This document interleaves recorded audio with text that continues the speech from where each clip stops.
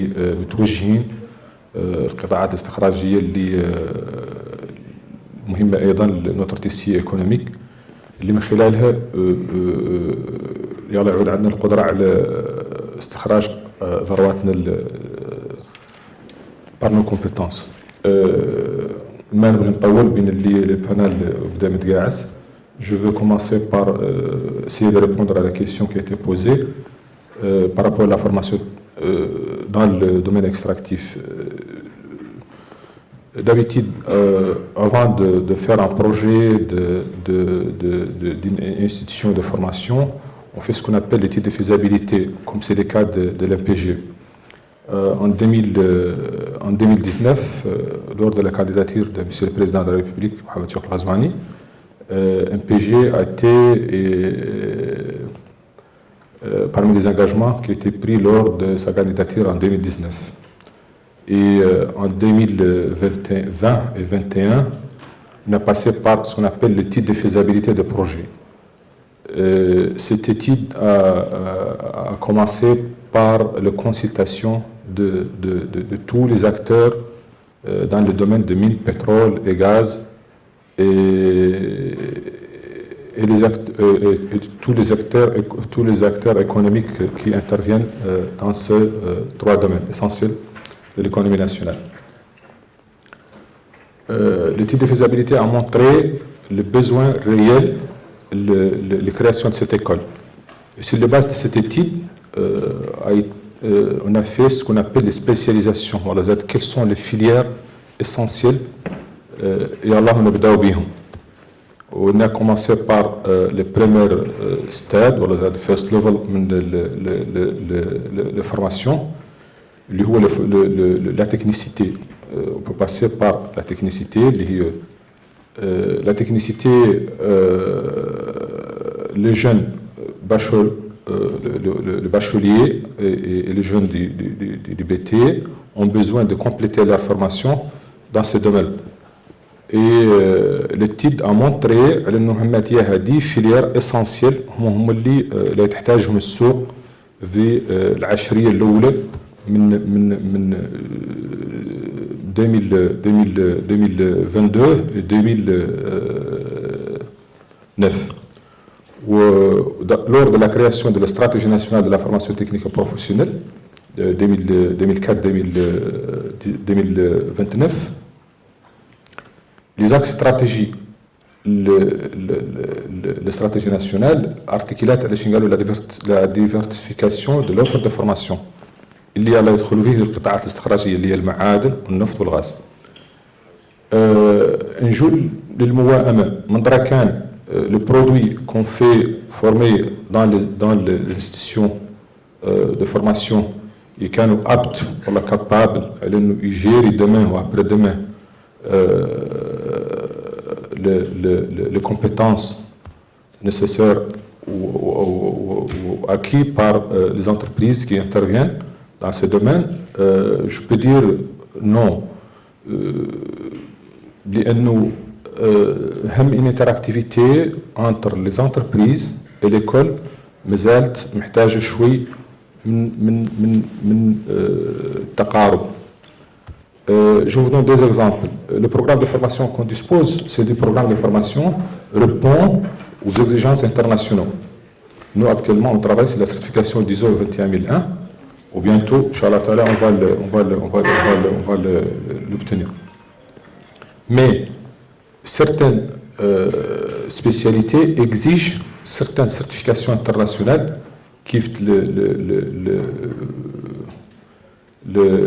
le NIBOSH, le OSHS ou غيرهم. Donc les certifications se fait selon les standards internationaux. Nous, on a besoin réel d'être un organisme soit certificateur, soit accrédité pour le faire. هذا يتطلب كي قلت على نحن les entreprises نعودوا مجابرين sur le besoin réel اللي محتاجينهم. Le deuxième axe essentiel هي تخلق موائمة بين العرض والطلب في قطاع التكوين الفني والمهني اللي هو المتعلق بالستاج. نحن لو ستاجير ils jouent, ils font l'apprentissage sur des équipements peut-être le plus haut de gamme de technologie, mais quand même c'est un minimum de niveau d'apprentissage. En certains niveaux, surtout en deuxième année, ils ont les passages de stage chez des entreprises. On comprend que les entreprises ne peuvent pas accueillir par exemple 200 élèves par vague, par passage. Et quand on fait une programmation, je sais qu'on peut atteindre cet objectif. La deuxième des choses, le troisième point essentiel, نبغي نتكلم عنها في المحور اللي هو هي على الPME اللي هم الشركات الوطنية العاملة في القطاع اللي هم لي زانكس ولا زاد عاملة في لي زانكس اللي زاد هي احنا محتاجين منهم يعودوا فاتحين الباب surtout dans les cadres ce qu'on appelle les formations par apprentissage. Ils répondent aux besoins ou aux demandes par les grandes entreprises. Et en réalité, ils ont des capacités de compétences. En termes de compétences, ils ont des techniciens supérieurs, ils réalisent les tâches ou les actions attribuées à eux. Donc, soit le mode de formation اللي لحد الساعة ما هو actif في موريتانيا اللي هو le formation par alternance. معناها on fait recruter des élèves عندهم des entreprises قابلين certain niveau de sous-traitance nationale. ذاك يخول les entreprises على انهم يعودوا عندهم l'habilité ولا la capacité على انهم يريبوندوا على l'attribution اللي عندهم. هذا جانب. الجانب الاخر تعرضت له قبل شوي وتعلق بلا certification. Il y a certaines exigences techniques متعلقه اللي surtout بلا sous-traitance على les entreprises. Allah répondre le minimum des exigences par rapport aux les cadres national et international la certification. Je vous donne un exemple. Certaines entreprises exigent certaines certifications, telles que ISO, telles que des autres standards internationaux. طالبتهم الشركة mother company.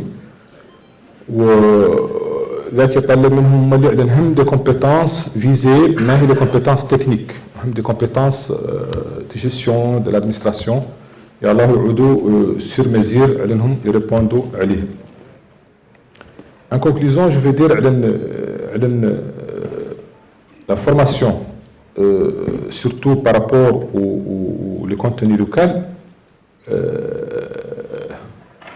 les réels approche ça commence par les salles de classe et dans les ateliers.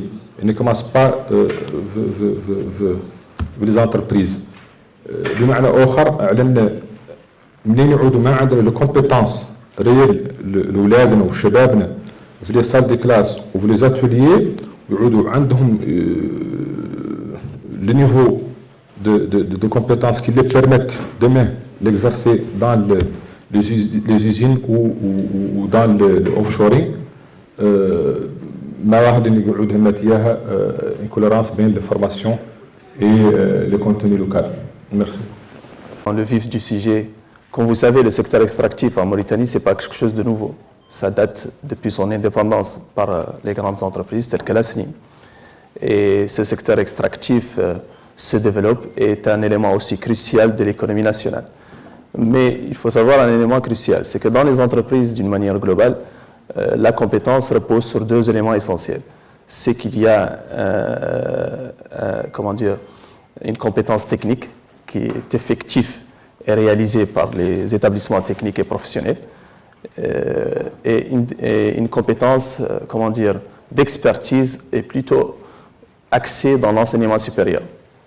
Et donc, ces deux compétences aujourd'hui au niveau de la Mauritanie se créent. Ça veut dire qu'on arrive à les produire au niveau local. On arrive à les produire au niveau local travers nos établissements techniques et professionnels qui existent et qui font sortir des BT, des BTS et des techniciens spécialisés dans le domaine. Puis, on a aussi des écoles d'ingénierie qui sont axées sur cet enseignement supérieur. Quand on prend l'exemple de Polytechnique, quand on prend l'exemple de toutes ces écoles d'ingénierie qui se sont mises en place pour pouvoir développer une compétence faite localement. Et cette compétence faite localement répond au marché. Donc ça, c'est un élément crucial qu'il faut mettre en avant, que ce soit pour l'enseignement supérieur, que ce soit pour l'enseignement technique. En ce qui concerne l'enseignement supérieur, est-ce que l'enseignement supérieur aujourd'hui répond à la demande du marché? Bon, il faut savoir une chose, c'est que la question qui doit se poser, c'est non pas est-ce qu'il répond à la demande du marché, mais est-ce qu'il peut absorber l'offre proposée sur le marché? Ou plutôt, est-ce qu'il peut absorber l'ensemble de la demande sur le marché? Parce que si on prend par exemple ces entreprises, qui soient des entreprises minières ou des entreprises gazières, le problème en est que quand on veut embaucher, on a une limite d'embauche. On a un nombre qu'on va embaucher. Et les entreprises ne vont pas embaucher tout simplement pour pouvoir embaucher, ils embauchent parce qu'ils en ont besoin. Or, les entreprises aujourd'hui en Mauritanie n'embauchent que à travers les compétences qui sont locales, ça veut dire que c'est les compétences mauritaniennes. Et ils n'embauchent que des Mauritaniens, que ce soit dans l'ingénierie, que ce soit dans les diplômes supérieurs, que ce soit dans les diplômes techniques.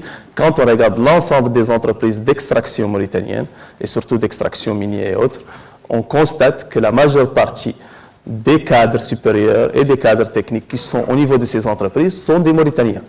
Ce qui veut dire que le marché,